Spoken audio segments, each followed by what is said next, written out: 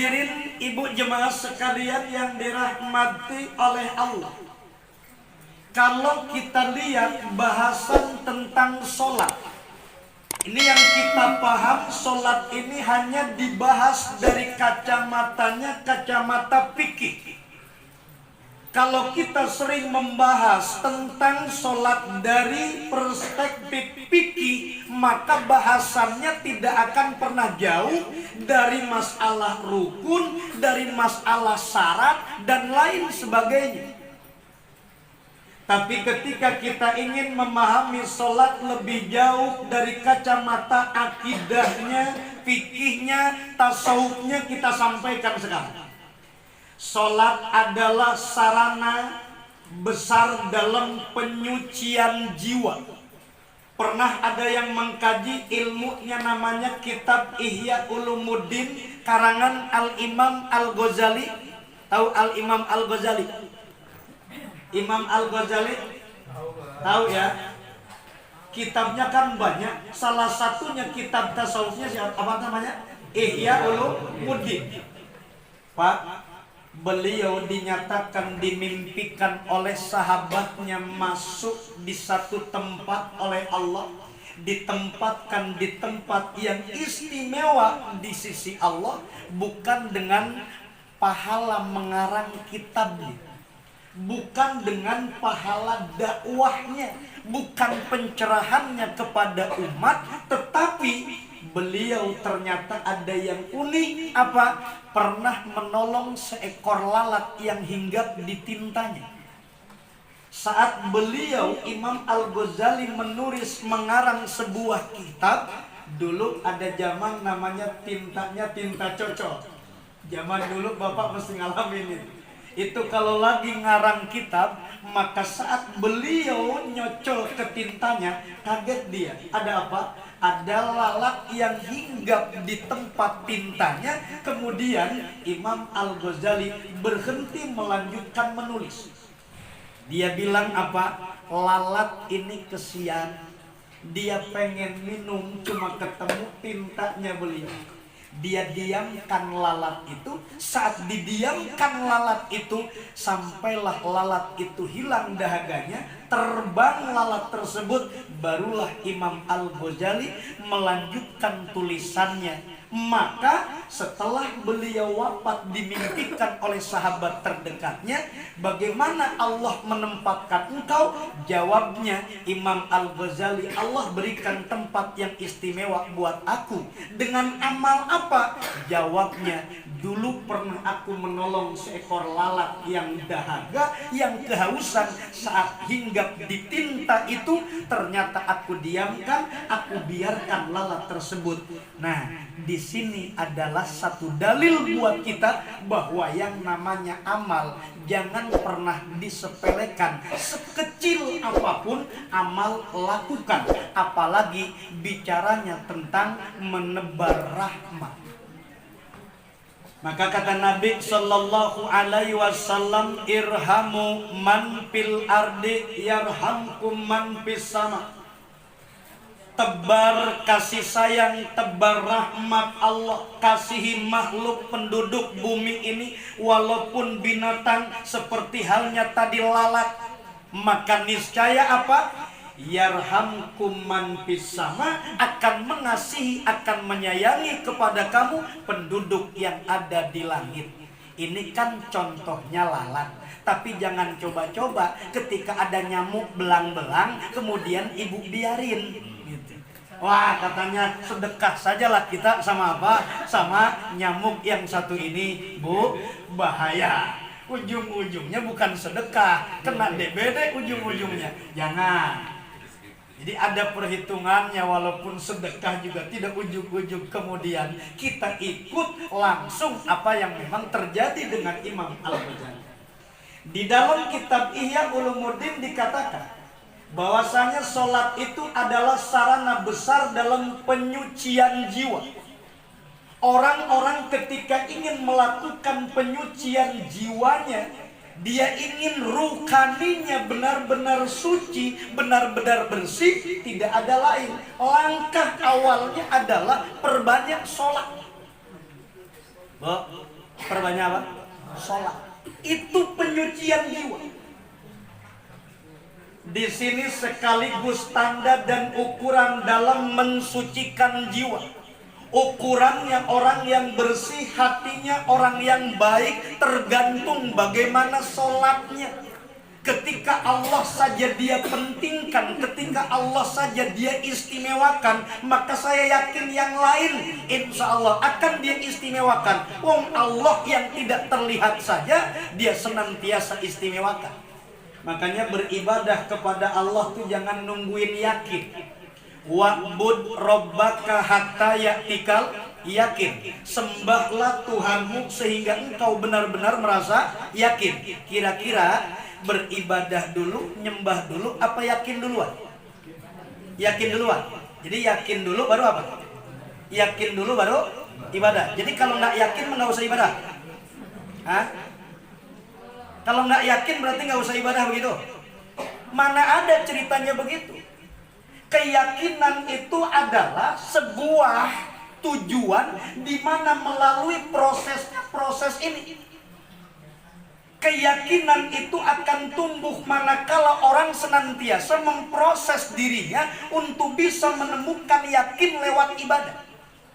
Ibu pernah tahu yang namanya Nabi Musa alaihissalam ketika disuruh untuk datang ke Fir'aun, apakah Musa pernah tahu tongkatnya bisa berubah menjadi ular?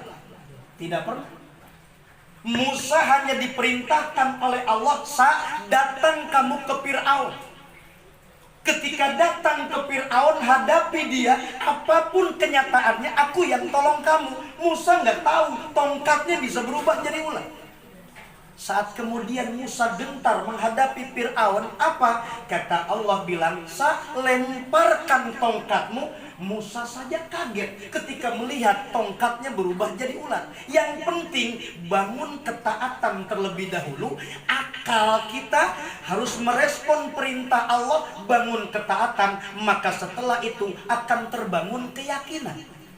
Jadi yakin itu belakangan, laksanakan dulu perintahnya sebagai bentuk ketaatan, maka insya Allah tambah keyakinan.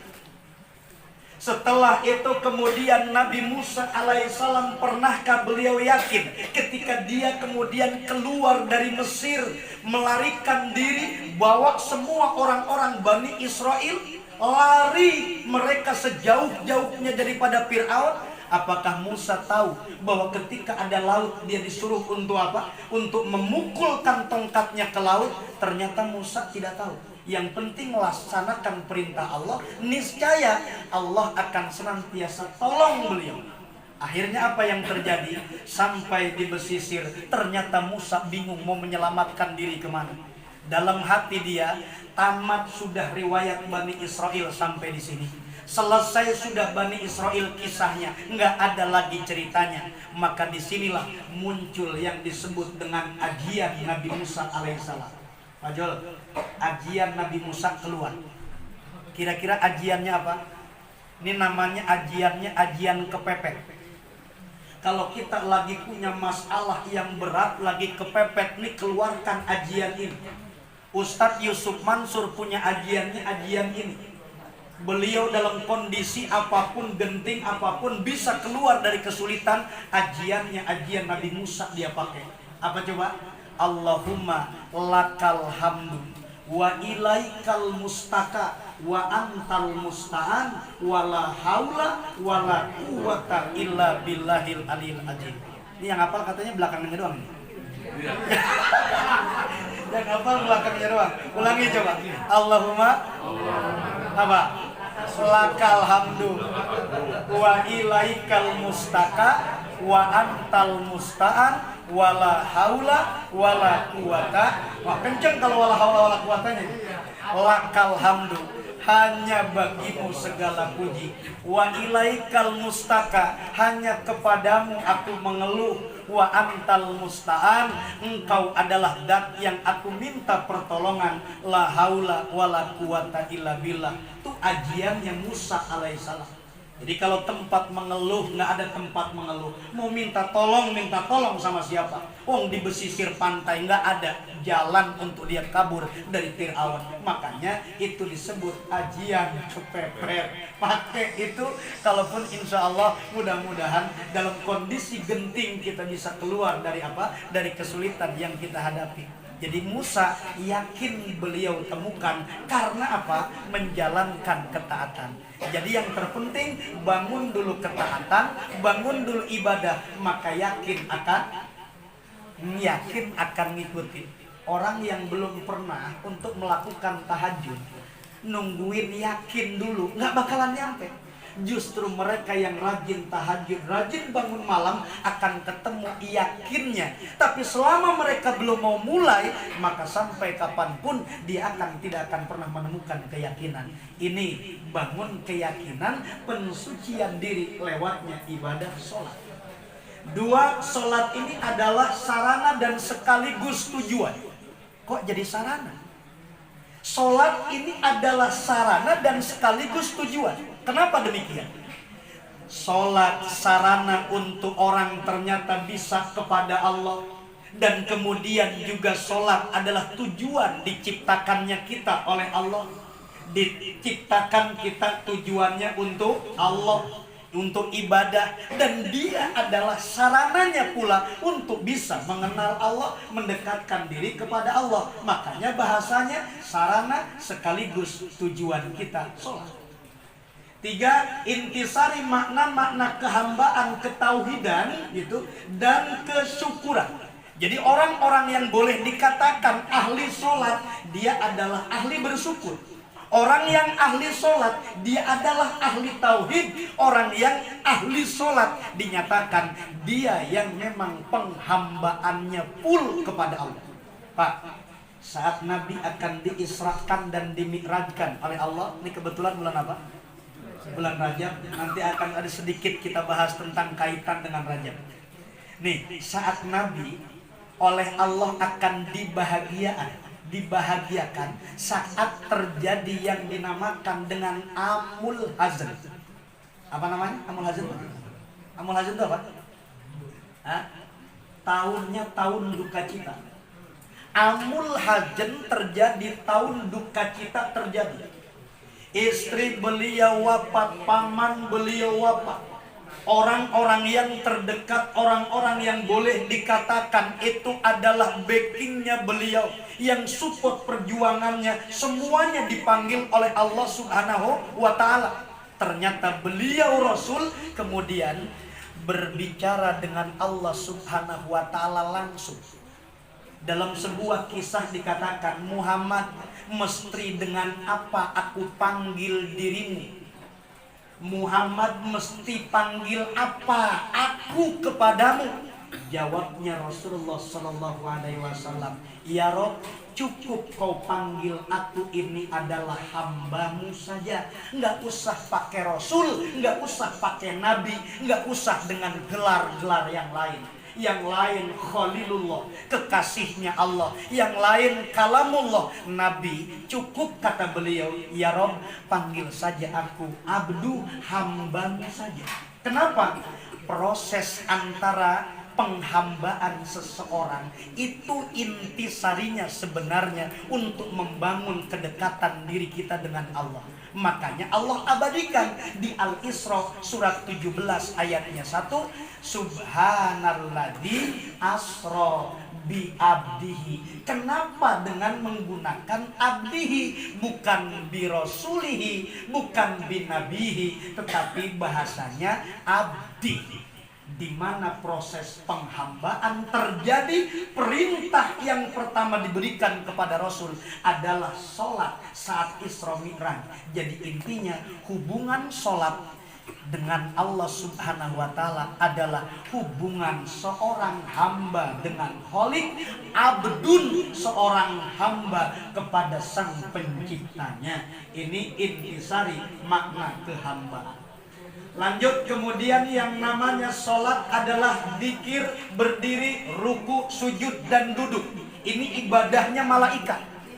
Jadi sebetulnya manusia yang beriman itu mampu menandingi malaikat.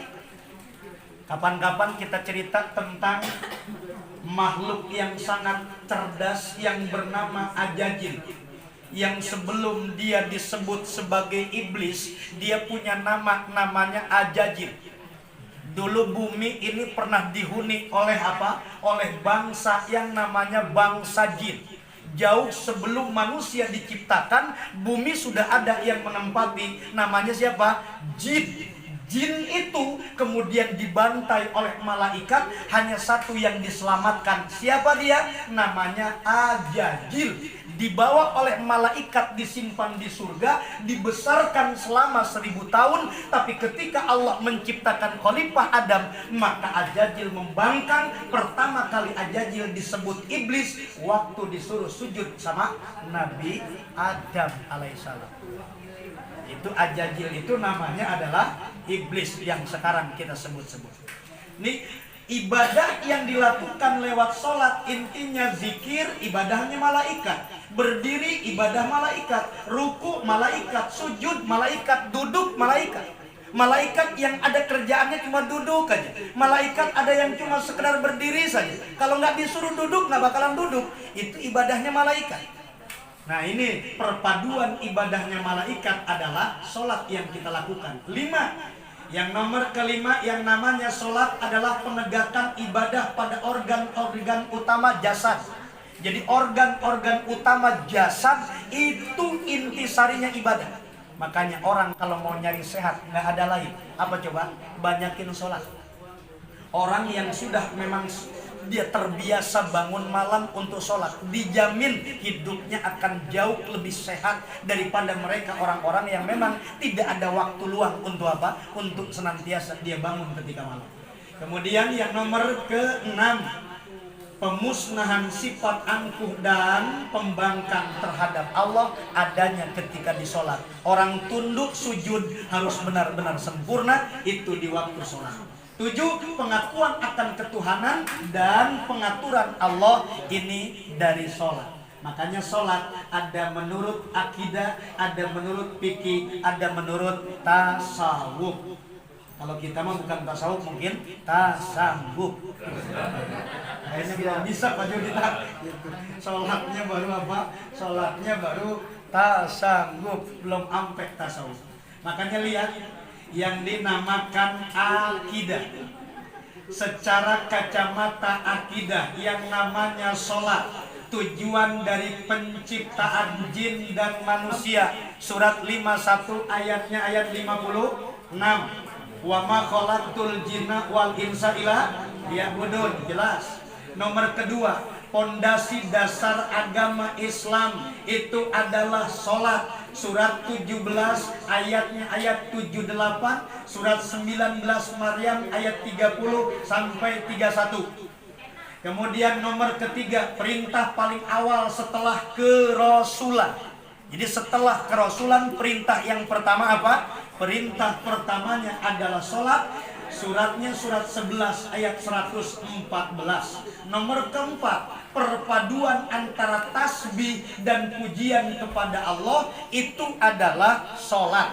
Nanti dibagikan suratnya surat 40 ayat 55. Insya Allah tinggal dengarkan saja biar agak lebih enak. Kemudian yang nomor kelima, bentuk syukur kepada Allah yang selalu digandengkan dengan kedua orang tua. Surat 31 ayatnya ayat 14. Bu, Ibu, ada yang sudah nggak punya gandengan? Ibu, ada? Segera nyari gandengan lagi. Kenapa sebabnya? Truk aja kan gandengan. Bukan begitu. Nih, lihat. Ayat. Nih. Bu, ternyata ayat Al-Quran saja ada yang selalu bergandengan. Jadi ayat Al-Quran, kata Abules As-Samarqandi di dalam kitab Tanbihul Ghafilin, ada 3 ayat yang turun bergandengan. 1, yang turun selalu bergandengan, atiullah wa atiur rasul. Ini nggak bisa dipisahin, atiullah, atiur rasul. Nomor kedua, ini selalu bergandengan, aqimis sholah wa atuz zakat. Sudah sholat, zakat mesti bergandengan. Nomor ketiga yang tidak pernah berpisah, anis kurli wali walidaika, bersyukurlah kepada Allah, berterima kasihlah kepada kedua orang. Jadi kalau ada orang yang bilang yang namanya orang tua tuh katanya Tuhan yang nampak, katanya begitu. Orang tua tuh Tuhan yang nampak. Kok jadi bahasanya begitu? Karena yang namanya orang tua, selama mereka hidup, selama mereka ada, maka kejar selalu keriduan mereka. Kita sekarang sudah jadi orang tua ya. Sekarang kita sudah jadi orang tua, kejar keriduan orang tua. Sampai dikatakan oleh Nabi dalam kitab Riyadhus Shalihin, celaka orang, rugi orang yang ketika umur orang tuanya sampai di usia sepuh. Umur orang tuanya 60 sampai 70 tahun, tapi anak tidak masuk surga. Tapi anak tidak masuk ke dalam surganya Allah. Maksudnya apa? Selama orang tuanya hidup sampai usia sepuh, dia belum bisa mendapatkan surga dari orang tuanya. Padahal surga ada di mana? Di bawah telapak kaki ibu. Mestinya orang tuanya hidup, orang tuanya masih ada, dia bisa mengejar surganya. Dulu pernah saya bilang begini, yang namanya anak surganya itu siapa? Ulangi, yang namanya anak surganya siapa? Itu orang tuanya. Itu. Surganya anak tuh orang tua. Lah, kalau bapak-bapak surganya siapa?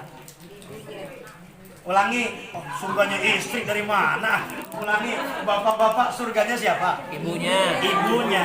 Nah, sekarang saya tanya sekarang, ibu-ibu ini surganya siapa? Bapaknya. Suami. Bapaknya suami. Suaminya. Ibu-ibu tuh surganya suaminya. Sedangkan anak-anak ibu surganya siapa? Ibunya. Jadi intinya, jangan pernah kita menghalang-halang seorang suami untuk mencari surga dari orang tuanya.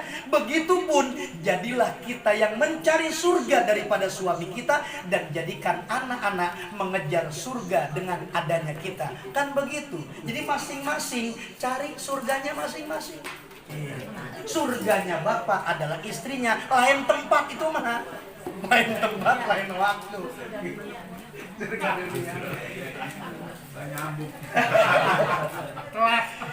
Jadi anis kurli wali walidai. Jadi ayat itu turun selalu bergandengan. Jadi hari ini kalau memang sudah ada yang lepas gandengannya, cari gandengan lagi ya. Kemudian Bapak perhatikan ada yang disebut kemudian sholat menurut fikih. Sholat menurut fikih ini bicara sebab, bicara syarat, bicara sah, bicara fasid sama mani, termasuk rukun dan sunnah. Ibu, tahu nggak sholat zuhur itu wajib ke kita nggak? Wajib kan? Pertanyaannya kapan? Kapan wajibnya? Pada waktu dah sholat. Hah? Jam 10 boleh sholat zuhur? Loh, hebat amat. Yang namanya sebab, syarat, sah, fasid ini menentukan dalam sah atau tidaknya ibadah. Fikih ini bicara tentang rukun, bicara tentang syarat, bicara tentang sah. Yang disebut sah, sempurna syarat, sempurna rukun, namanya sah.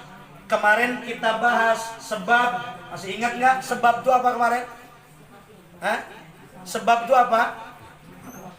Sebab itu mayudopul hukmu ilai, sesuatu yang menjadi sandaran hukum, namanya sebab. Sampai kapanpun sholat duhur nggak bakalan bisa dikerjain kalau sebabnya kagak ada. Apa sebabnya? Tergelincir matahari. Kalau matahari sudah tergelincir alias masuk waktunya, duhur berarti bisa. Cuma ya di usia saat kita sekarang, cari kemuliaan dengan 3 hal. Kata Nabi Sallallahu Alaihi Wasallam, katakan, ala adulukum ala mayamhullah bihil khotoya wa yarfa'ud darajat. Kata Nabi bilang, maukah kamu aku tunjukkan tentang amalan yang mampu melebur dosa, meningkatkan, menaikkan derajat kita. Nih, fungsinya amalan ini luar biasa. Sudah dosa kita dihapus oleh Allah, dilebur, derajat kita derajat kita diangkat. Jadi nggak ada ceritanya orang derajatnya diangkat, dosanya masih banyak, tuh nggak ada ceritanya. Ibu banyak dosanya, kita banyak dosanya, oleh Allah mau diangkat, nggak bakalan. Rumusnya dosanya dilebur dulu, dihapus dulu, baru apa?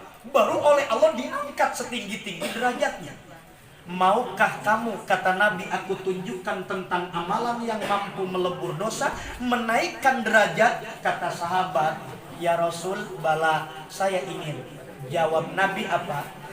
Amalan itu ada 3. Yang pertama, isbagul wudu indal makari. Lakukan wudu, lakukan dawam wudu di waktu-waktu yang tidak disenangi. Kalau ibu bapak wudu untuk sholat biasa. Kalau kita wudu untuk misalkan tadarus biasa, wudu melakukan tawaf biasa, tetapi lakukan wudu di waktu-waktu yang lain. Mau tidur, wudu dulu. Mau kemudian hubungan suami istri, wudu dulu. Mau ngapain, wudu dulu. Mau ke pasar, wudu dulu. Wudu yang tidak disukai inilah yang kemudian akan melebur dosa, ngangkat derajat kita setinggi-tingginya. Ini yang pertama. Isbagul wudu, dawamkan wudu. Yang nomor kedua, kasrotul khuto ilal masjid, perbanyak langkah ke masjid. Upayakan kalau ke masjid itu jalan kaki, jangan bawa kendaraan. Wong dalam hadis perbanyak langkah, bukan perbanyak goes, bukan. Jadi bukan memperbanyak goes, bukan memperbanyak apa, bukan memperbanyaknya banyak bensin biar jauh jalannya, enggak. Jadi bahasanya kasrotul khuto, perbanyak langkah menuju masjid. Semakin sering kita melangkah menuju masjid, semakin banyak jarak tempuh antara kita dengan masjid, maka oleh Allah kesempatan pahalanya lebih hebat. Kemuliaannya akan Allah makin apa? Makin naikkan. Seorang sahabat minta rumahnya dipindah. Ya Rasul, aku ingin pindah ke dekat masjid, gitu kan? Ini sahabat ini kebetulan buta.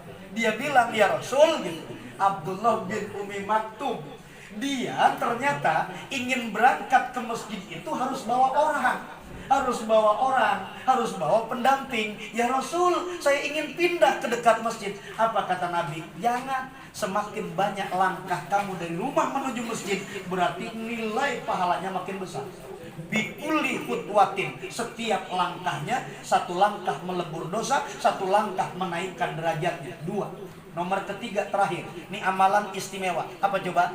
Kata Nabi Sallallahu Alaihi Wasallam, wantidorus sholat ba'da sholat, nungguin sholat sehabis sholat. Padahal tadi baru selesai kita sholatnya, sholat duhur misalkan, datang asar, duhur kita, alhamdulillah sebelum azan datang 15 menit sudah nongkrong di masjid. Asar jam 3 lebih misalkan 20 menit, alhamdulillah 20 menit sebelum asar kita sudah nongkrong di masjid. Namanya wantidorus sholat ba'da sholat, nungguin sholat sehabis sholat. Itu mampu melebur dosa, menaikkan derajat seseorang. Pengen tahu amalan sahabat?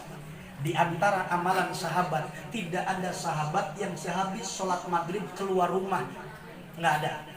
Sahabat habis maghrib kemudian ternyata dia tinggal di masjid sambil nunggu datangnya sholat isya. Tidak ada ceritanya habis maghrib dari masjid ngapain? Keluar dulu kayaknya belum makan malam, pecel lele lumayan enak.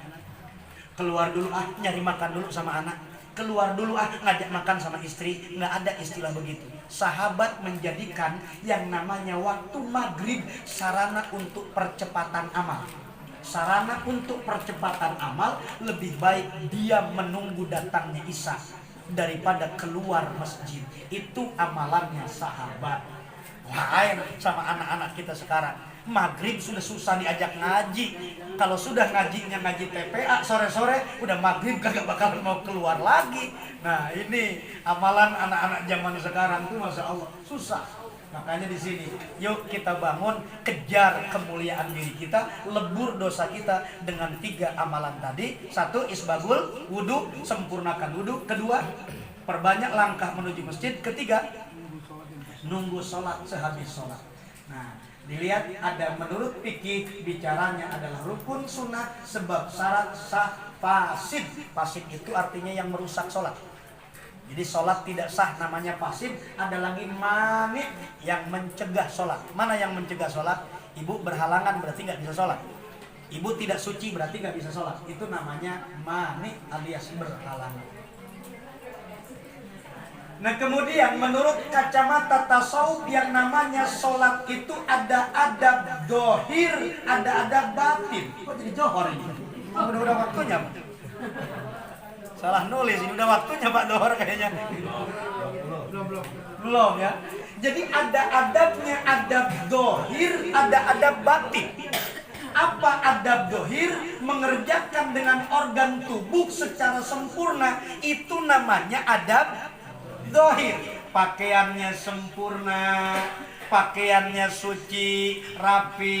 Boleh sih pakai kaos nggak masalah. Cuma kira-kira ada adabnya nggak? Kondangan rapi, ke kantor rapi, jelong-jelong rapi. Sholat aja pakai apa? Berarti adabnya kurang. Ini ada adabnya, adab dohir dari penampilan kita. Ada lagi dalam tasawuf, sholat itu namanya adab batin, mengerjakannya dengan hati, dengan khusyuk. Selama ini sholat pakai hati kagak? Hah? Sholat pakai hati kagak? Kalau sama suami main hati mulu. Dikit-dikit nyesek banget gua. Dikit-dikit marah mulu sama suami. Tapi ketika sholat nggak pernah tuh kali nyesek, nangis lagi sholat nggak pernah. Makanya di sini adab dohir, adab batin dalam sholat mesti diamalkan. Lanjut. Nah kemudian kemarin kita bahas tentang apa? Tentang yang namanya sholat ini harus kita betul-betul khusyuk dalam sholat. Sebentar. Ini ada yang ini dulu, sebelum ke khusyuk ini dulu kita bahas ya. Sebelum khusyuk ini dulu. Fungsinya sholat. Ibu hadirin jemaah yang dirahmati oleh Allah mesti paham bahwa yang namanya sholat ini memiliki fungsi yang luar biasa. Di dalam kitab Sulamut Taufik karangan Syekh Imam An-Nawawi. Tahu Syekh Imam Nawawi siapa? Hah? Orang mana dia? Orang Banten sana. Lah kalau orang Keranggan itu Rusto Nawawi, orang Keranggan di sini. Mohon maaf. Bukan promosi, bukan. Kalau orang Keranggan itu Rusto Nawawi. Itu Syekh Nawawi itu orang sana. Kirain kita mah orang tua ngasih nama Rusto Nawawi, ceritanya tapaul orang soleh. Gitu. Mudah-mudahan anaknya jadi anak soleh. Nggak taunya ternyata idolanya penyanyi dangdut tahun 70-an.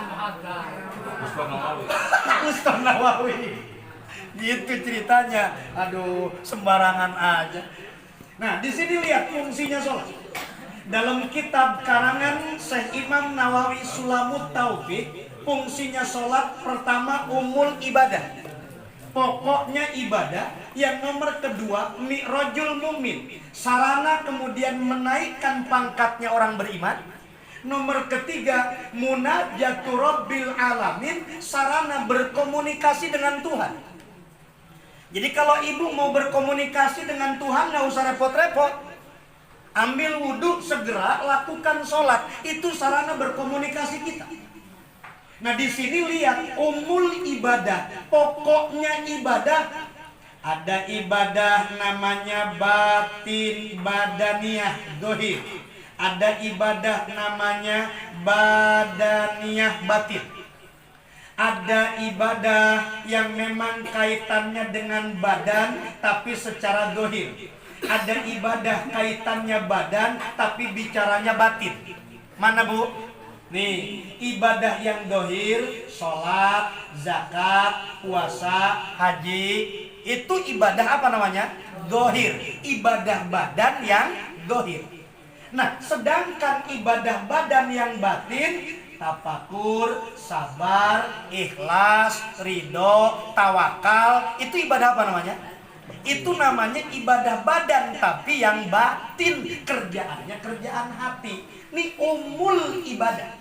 Sholat ini pertama kali yang diwajibkan sholat ini umul ibadah. Makanya satu-satu kita bahas. Walaupun waktu agak sedikit ini, Pak Jol, nggak apa-apa kan lewat 10 menit, 15 menit kan nggak apa-apa kan? Iya. Yang penting kan kalau lewat 15 menit juga tetap Pak Jul bisa minum, bisa makan. Kalau saya kan enggak. Ya Pak Jul, lanjut aja. Baik, lanjut. Di sini lihat. Ada tadi bahasanya mi'rajul mukmin. Salat itu apa? Mi'rajul mukmin itu sarana meningkatkan keimanannya orang beriman itu lewat salat. Ini dalam sebuah kitab dikatakan, kitabnya kitab ahli tasawuf, bahwa yang dimaksud dengan apa? Nabi naik ke langit saat Isra Mi'raj. Langit pertama, langit kedua, langit ketiga, keempat, kelima, keenam, sampai langit ketujuh.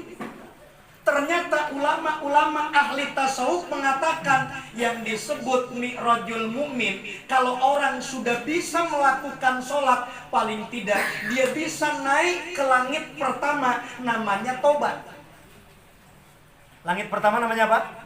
Kalau orang sudah bisa melakukan sholat, dia bisa mi'raj ke langit yang pertama, namanya taubat. Setelah kemudian dia terus melakukan sholatnya, naik dia ke langit yang kedua, namanya waro. Waro itu apa? Hidupnya lebih hati-hati, hidupnya lebih disiplin, menjauhi dari yang bukan dari yang haram. Yang namanya waro menjauhi diri dari yang syubhat. Kalau yang haram mah jelas wajib menjauhinya. Ini mah menjauhkan diri dari yang syubhat.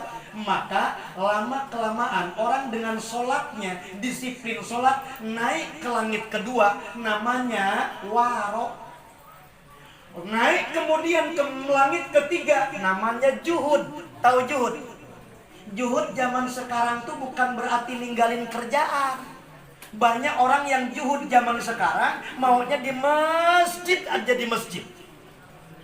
Suaminya ternyata kerjaannya di masjid doang, anaknya ditinggalin, istrinya ditinggalin, termasuk kerjaannya resign dari kantor. Kenapa? Saya mau juhud aja. Dari mana ceritanya begitu?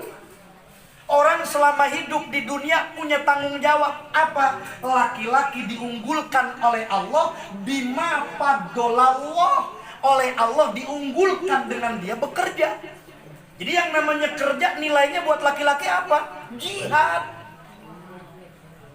Bu, laki-laki itu ada jihad. Jihadnya ya bekerja. Makanya masuknya kita di langit yang ketiga juhud, maksudnya bukan gak punya kerjaan, tetapi hati tidak bergantung kepada dunia. Segalanya kita miliki, segalanya kita punya, tetapi hidup tidak bergantung. Nah, kemudian yang keempat, langit yang keempat. Kalau Isra Mi'raj itu sampai langit ke berapa sih? Sampai langit ketujuh kan tembus sampai Sidratul Muntaha. Nah, bahasanya langit keempat itu namanya adalah pakir. Langit keempat ini namanya alam malaikat. Pakir itu bukan yang dimaksud di sini miskin, bukan. Yang dimaksud fakir di sini adalah orang yang sangat butuh dengan pertolongan Allah. Hidupnya nggak pernah menyombongkan diri bahwa segalanya dia bisa lakukan sendiri. Tidak. Ada siapa? Ada Allah di sini. Makanya orang itu adalah orang yang fakir. Kalau Habib ketika dia menamakan dirinya apa? Al-Fakir, mohon maaf, tidak bisa hadir di tempat ini, bahasanya Al-Fakir. Bukan berarti miskin, bukan. Yang dimaksud adalah dia yang sangat butuh dengan pertolongan Allah. Nomor kelima, sabar. Nomor keenam, namanya tawakal. Nomor ketujuh, itu namanya ridho, bukan ikhlas. Kenapa ikhlas tidak masuk di sini? Hanya sampai ridho.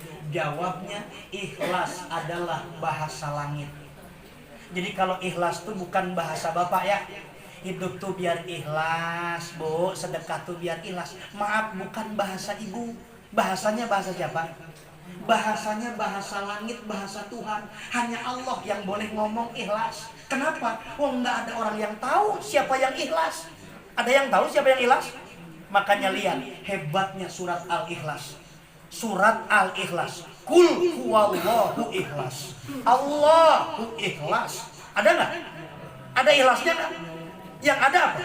Kul huwallahu ahad. Allahus somad. Lam yalid wa lam yakul lahu. Ikhlasnya di mana saya tanya? Ikhlasnya di mana saya tanya? Nggak ada ikhlasnya. Tapi kenapa surat itu dibahasakan al-ikhlas? Inilah yang saya katakan, ikhlas bahasa langit, bahasa Tuhan. Jadi yang menilai orang itu ikhlas apa kagak, biarkan Allah saja. Malaikat aja nggak tahu. Malaikat ceritanya yang pertama menyetorkan pahala ibadah seseorang. Apa kata malaikat? Ya Rob, si Fulan bin Fulan amal ibadahnya cemen. Cemen. Kenapa? Pardu doang kerjanya, nggak ada yang lain. Kata Allah bilang, wahai malaikat, tugasmu cuma nyatet doang, nyatet. Adapun dalamnya hati orang, aku yang tahu, kamu nggak tahu. Sebenarnya nih orang ibadahnya cuma pardu doang, jauh lebih istimewa daripada Pak Jul. Ternyata sholat tahajud ngejar-ngejar proyek. Sholat tahajudnya ngejar-ngejar proyek mulu. Wah, proyek dulu yang dikejar. Jauh lebih baik orang yang fardu doang. Datang lagi malaikat. Ya Rob, ini orang ibadahnya istimewa. Apa? Wajibnya dia kerjakan. Sunnah, sampai semua sunnah dia kerjain. Yang namanya duha, sampai pol 8 rakaat duha. Tahajudnya aja 12 rakaat. Witirnya 11 rakaat. Antara maghrib isya, sholatnya sholat awabin 20 rakaat. Apalagi Ramadan mah, Ramadan udah nggak diceritain, hebat banget. Apa kata Allah Subhanahu Wa Taala? Malaikat, tugas kamu cuma nyatet doang. Dalamnya hati nih orang, kamu kagak tahu. Ini paling orang bertahan ibadah kayak gini, paling seminggu 7 hari nungguin proyeknya jalan doang. Udah proyeknya jalan, udah kagak eling lagi sunahnya. Ternyata Allah yang tahu dalamnya hati seseorang. Jadi bahasanya sekali lagi, ikhlaslah seperti halnya surat Al-Ikhlas. Jadi nggak pernah menunjukkan diri, nggak pernah menampakkan diri. Termasuk nih Nabi mengajarkan, orang lebih bangga ketika sedekah itu diceritakan. Orang lebih bangga ketika sedekah itu diumumkan. Alhamdulillah dari hamba Allah, blok B sekian, nomor sekian. Bukan hamba Allah itu. Udah hamba Allah pakai blok lagi. Masih nih. Alhamdulillah, infak untuk masjid 500.000 dari bapak ini, infak untuk ini dari bapak ini. Alhamdulillah, proyek ini jalan dengan ada dukungan dana dari ini. Ibadah yang begitu ternyata bukan tidak baik. Kata Nabi dikatakan, susul ibadah yang kayak begini, bolehlah kita punya motivasi supaya orang lain ikut, supaya orang lain tahu, supaya orang lain bisa beramal seperti kita. Silahkan motivasi kita demikian. Tetapi intinya, susul ibadah itu dengan ibadah sembunyi-sembunyi. Susul dengan ibadah sembunyi-sembunyi. Yang ketahuan orang sekian, alhamdulillah kita susul dengan yang sembunyi-sembunyinya. Ini ibadah yang sembunyi-sembunyi inilah sebenarnya yang diistimewakan. Jadi bukan yang terang-terangannya. Jadi ikhlas itu harus tidak menampakkan batang hidung, tidak bisa menampakkan diri. Namanya ikhlas. Coba lihat. Istimewanya dalam surat 15 ayat 39 ayat 40. Bu, surat 15 surat apa? Surat apa? Namanya surat Al-Hijr. Di dalam surat Al-Hijr ayat 39 ayat 40, Allah Subhanahu wa taala berfirman mengutip perkataan setan. Apa kata iblis alias setan? Beliau katakan, qala rabbi bima aghwaytani la uzayyinanna lahum fil ardi wa la ughwiyannahum ajmain. Duhai Tuhan, dikarenakan engkau hukumi sesat. Jadi bahasanya setan nggak pernah ngaku salah, iblis nggak pernah ngaku salah. Jadi nggak ada ceritanya iblis ngaku-ngaku salah, tuh nggak ada. Kenapa sebabnya? Di hadapan Allah saja dia bilang, ya Tuhan, dikarenakan engkau menghukumi aku sesat. Jadi bukan dia sesat, Allah yang menghukumi aku sesat. La uzayyinanna lahum fil ardi, akan aku jadikan di pandangan manusia kemaksiatan itu selalu indah dan indah. Indah aja maksiat. Dilanjutkan dalam ayatnya la ughwiyannahum ajmain, disesatkan manusia seluruhnya illa ibadaka minhumul mukhlasin, kecuali hamba-hamba Allah yang ikhlas. Kalau hamba-hamba Allah yang ikhlas, setan saja nggak bisa menggodai. Makanya di sini doa di bulan Rajab saya sampaikan, Allahumma tahhir lisani minal kidbi wal qalbi minan nifaq wal amali minar riya wal basari minal khianat. Ini doa di bulan Rajab. Ya Allah, bersihkan hati saya, bersihkan lisan saya dari berbuat dusta. Wal qalbi, bersihkan hati saya minan nifaq, dari kemunafikan. Wal amali minar riya, bersihkan amal saya dari riya. Wal basari minal khianah, pandangan saya, mata saya daripada khianat ke orang. Nih doa di bulan Rajab banyak orang yang nggak tahu, disangka banyakin ini, banyakin itu, banyakin itu. Nah ini yang harus kita banyakin. Ya Allah, lisan saya tolong dijaga di bulan Rajab ini, hati saya tolong dijaga, kemudian amal saya tolong dijaga, dan kemudian pandangan saya pun tolong dijaga di bulan ini. Baik, lanjut. Mana Din? Satu lagi khusus. Satu lagi. Sabar. Baik, ini lihat, perhatikan. Khusyuk ini boleh dikatakan, berat nggak sholat untuk bisa khusyuk? Berat kan? Berat sholat itu untuk bisa khusyuk itu susah. Makanya Allah perhatikan di suratnya, surat 23 Al-Mu'minun ayat 2. Di surat Al-Mu'minun ayatnya ayat 2, qad aflahal mu'minuna alladzina hum fi sholatihim khashi'un. Orang yang senang, orang yang bahagia itu orang yang sudah bisa ketemu khusyuk dalam sholat. Tapi ulama menyampaikan bahwasanya yang namanya khusyuk, ilmu yang pertama yang diangkat dari muka bumi. Jadi kalau orang ingin ternyata bisa khusyuk, perhatikan di sini ulama bilang ilmu yang pertama diangkat di muka bumi ini khusyuk. Jadi nyari khusyuk itu susah. Ibu mau berangkat ke Mekah, mau ke Madinah sekalipun, ketemu khusyuk itu susah. Kadang-kadang ketika sholat ngeliatin orang lain beda tuh selalu aja. Lah kok beda sama kita ya? Beda. Nah khusyuk itu ilmu pertama yang diangkat. Nomor kedua, ciri pertama orang yang beruntung dari khusyuk. Nomor ketiga, orang yang berhak mendapatkan kabar gembira itu adalah orang yang berhak mendapatkan kabar gembira, dialah orang-orang yang khusyuk. Mereka orang yang digembirakan oleh Allah dengan apa? Dengan kekhusyuan. Makanya dikatakan hilangnya khusyuk berarti rusak apanya? Kalau orang ternyata hilang kekhusyuan dalam sholat, maka hilang, rusak hatinya. Khusyuk, hanya dua yang bisa kita lakukan. Yang pertama, khusyuk ini bil qalbi. Yang nomor kedua, khusyuk bil jawarih, dengan anggota badan. Bagaimana caranya? Yang pertama, kosongkan hati sejenak dari berbagai kesibukan. Dalam kajian kitab I'anatut Thalibin, karangan daripada ulama yang termasyhur, beliau mengatakan sawaigul qalbi. Apa? Bukan sawaigul qalbi. Jadi kosongkan hati sejenak daripada kesibukan. Kosongkan hati sejenak daripada kesibukan. Kira-kira saya tanya, sholat itu lama apa sedikit? Lama apa sebentar? Sebentar. Kita kadang-kadang ada tamu datang ke rumah kita, ngomongnya apa? Sebentar ya, saya mau sholat. Nggak pernah sepanjang-panjang mau sholat.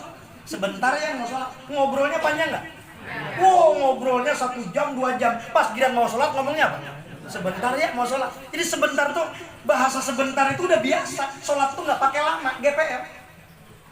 Ini bahasa sholat ini sebentar. Dikarenakan sebentar, kosongkan hati sejenak dari berbagai kesibukan dunia. Apa-apa yang ganggu untuk kita bisa khusyuk sholat, maka tinggalin sebentar. Jemuran belum diangkat, udah tahu pada mendung. Jemuran belum diangkat, udah tahu mendung. Malah sholat duluan. Pas lagi sholat, hujan turun. Kira-kira batalin apa gimana? Hah? Kira-kira batalin apa lanjut sholat? Nah, ini antisipasi segala sesuatu yang akan merusak kehusuan. Orang tuh punya pertimbangan, saya sholat nih mendung kayak begini, saya sholat ini hujan udah mau turun, ya jemuran dulu lah.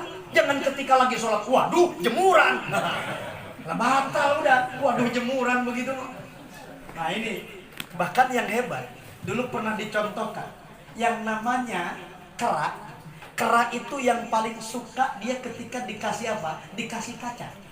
Tahu cara bagaimana menjebaknya apa? Menjebak daripada kera gampang. Kenapa? Buat sebuah lubang ukuran tangannya kera. Ukuran tangannya kera, lubang ukuran tangannya kera di tanah, kemudian simpan kacang di dalamnya. Maka ketika kera lagi di atas turun, apa yang terjadi? Dia mencium bau kacang ada di lubang, maka tangannya akan turun ke bawah. Pertama kali tangannya masuk, apa coba? Masuk tidak? Masuk tidak? Lurus tangannya. Tapi ketika di dalam tangannya meraup kacang, ternyata nggak bisa keluar, Pak. Padahal kalau kata kita apa? Nyet, lepasin apa kacangnya. Tapi nggak ada cerita yang namanya monyet mau melepaskan apa yang sudah ada dalam genggaman. Dia maaf tarik tangannya nggak bisa keluar. Sampai pemburu datang, tangkap apa? Tangkap, kemudian kera itu nggak bisa keluar. Cuma gara-gara tangannya megang apa? Artinya lepaskan dunia sebentar, lepaskan dunia sejenak, niscaya kita akan diselamatkan oleh Allah. Jangan terjebak dengan jebakan monyet tadi. Dia terjebak ternyata oleh pemburu gara-gara nggak bisa melepaskan kacang barang sejenak. Yang akhirnya sholat kagak khusyuk, apa ibadah nggak khusyuk gara-gara kita nggak bisa untuk memisahkan sebentar dunia kita. Padahal sholat paling 5 menit, 10 menit. Itu yang memang unik dari kisahnya apa? Kisah monyet ketika dijebak mudah-mudah. Makanya di sini kosongkan sejenak hati kita dari kesibukan dunia. Nomor kedua, tidak menghadirkan sesuatu yang tidak ada kaitannya dengan sholat. Sesuatu yang tidak ada kaitannya dengan sholat nggak usah diingat-ingat. Termasuk surga. Ibu emang ingat-ingat surga? Surga emang ada kaitannya dengan sholat? Nggak ada. Kata siapa orang yang sholat bisa masuk surga? Nggak ada kaitannya. Cuma memang cirinya, tandanya orang ahli surga, dia mau mendirikan. Tapi sholat itu bukan jaminannya surga. Jadi nggak usah ingat-ingat surga, ya Allah kasih surga ya Allah. Termasuk proyek juga nggak diingat-ingat. Nah, apa kaitannya proyek dengan apa? Dengan sholat nggak ada. Jadi sebetulnya hilangkan segala sesuatu yang memang nggak ada kaitannya dengan sholat. Nomor kelima apa? Merasa hadirnya malakul maut. Namanya ihdoru malakul maut. Merasa ada hadir malakul maut. Yang di sini namanya pirogil kolbi minas sawagil. Ini yang pertama namanya dalam bahasa kitabnya firogil qalbi minas sawagil, kosongkan sejenak diri kita dari kesibukan. Nah, kemudian tidak menghadirkan sesuatu di luar sholat dan merasa hadirnya malakul maut, ihdoru malakil maut. Yang nomor keempat, tadabburu qiraatin. Bacaan itu Pak, dari dulu kita sholat tuh mohon maaf, sebenarnya masalahnya cuma satu. Kenapa nggak bisa usul-usul? Sebab dari setiap ayat yang kita baca, kita nggak ngerti artinya. Yang dibaca dari dulu Fatihah kagak ngerti artinya. Padahal di Fatihah orang minta hidayah kepada Allah tuh berulang-ulang. Nggak ngerti, jadi nggak ketemu usulnya. Kenapa sebabnya? Dia tidak memahami makna daripada bacaan. Kemudian yang nomor kelima, memikirkan makna zikir. Zikir subhana rabbiyal azimi wa bihamdi, mesti paham artinya. Subhana rabbiyal a'la wa bihamdi, mesti paham artinya. Nah, inilah pentingnya ibu di usia kita yang saat ini. Tidak ada lain, hafalkan arti-arti makna-makna dari bacaan sholat agar ketemu dengan khusyuknya. Kalau sampai kapanpun kita nggak hafal, nggak ketemu dengan khusyuknya. Yang nomor selanjutnya, tugas anggota badan. Apa coba ingin khusyuk? Tugas anggota badan. Setelah tugas hati dikerjakan, anggota badan panjangkan ruku. Ruku agak lama, namanya itolatur ruku, manjangin ruku. 2, panjangkan sujud, itolatus sujud, manjangin sujud. Kalau orang bisa manjangin ruku, manjangin sujud, berarti sholatnya ketemu dengan khusyuknya. Alhamdulillah, dia mau rukunya aja lama banget, sujudnya tuh dinikmati bener. Beda sama kita, asa kelamaan dikit, aduh pinggang, dikit-dikit pinggang. Nah, ini orang yang menikmati ruku dan sujudnya istimewa. Dan yang nomor ketiga, fokus kemudian pada apa? Fokus pandangan pada tempat sujud. Ini fokus pandangan pada tempat sujud. Bu, mata ini harus paham pastinya tempatnya jidat kita di mana. Jangan kemudian madhabnya sana. Madhabnya tempat di mana kita menempelkan jidat kita. Disitulah tempat di mana kita pandangan fokus ke sana. Nah, ini. Kemudian satu lagi apa? Fokus pandangan saat kemudian tasahud pada telunjuk. Bu, kalau ibu, bapak sekalian sedang apa? Sedang kemudian tahiyat, maka fokusnya ketika saat tahiyat itu ke telunjuk. Bukan ke tempat sujud, bukan, salah. Lihatnya apa? Lihatnya ke telunjuk.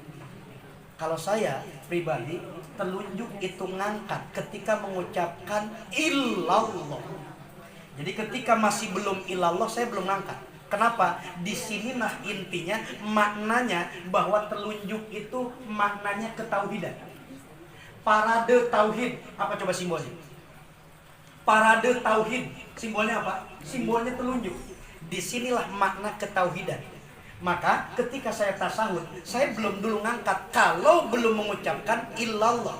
Jadi ketika at-tahiyatul sampai kemudian asyhadu alla ilaha illallah, ini makna ketauhidannya di ilallah. Ibu kalau memang yang terbiasa, bapak yang terbiasa sudah diangkat duluan tidak masalah. Kalaupun memang kita biasa di asyhadu silahkan. Kalau pribadi saya ketika illallah baru saya angkat. Kenapa? Saya yakini bahwa yang namanya illallah itu kalimat tauhid di mana simbolnya adalah telunjuk kita. Nih, fokus. Sampai kapan? Sampai kemudian akhir mau salam.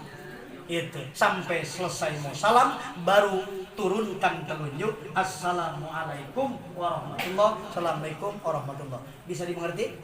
Ini proses untuk kita bisa belajar untuk khusyuk. Saya pribadi juga belum bisa khusyuk, tetapi kita belajar daripada para ulama-ulama yang mengajarkan kepada kita untuk bisa khusyuk dalam sholat. Sebab tadi disampaikan di dalam suratnya, surat 23 ayat 2, bahwa orang-orang yang khusyuk adalah orang yang menemukan kebahagiaan, menemukan keberuntungan. Insya Allah kita termasuk orang-orang yang bisa khusyuk dalam sholat kita. Ibu hadirin sekalian, sengaja saya tidak tampilkan gambar pekerjaan sholat dari mulai ruku, takbir dan lain sebagainya. Itu ibu bisa cari dari manapun. Ibu bisa cari dari manapun gerakan-gerakan sholat, gerakan-gerakan ibadah. Yang jelas ini sesuai dengan referensi yang kita dapat di apa? Di dalam kajian para ulama. Inilah yang penting-penting yang harus kita ketahui. Mudah-mudahan bisa bermanfaat untuk demikian. Kurang lebihnya mohon maaf. Walafu minkum billahi taufiq wal hidayah. Assalamualaikum warahmatullahi wabarakatuh. Waalaikumsalam.